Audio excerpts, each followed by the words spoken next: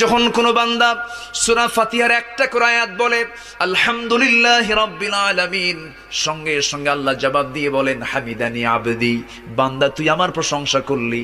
আর রহমানির রহিম যখন বলে আল্লাহ বলেন আসনা আলাইয়া আবদি।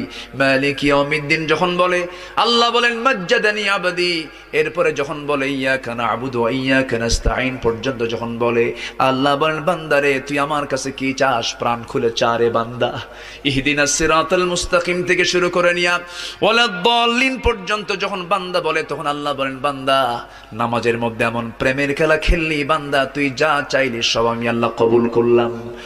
ওই বান্দা যখন রুকুতে যায় আল্লাহ তখন অস্থির হন।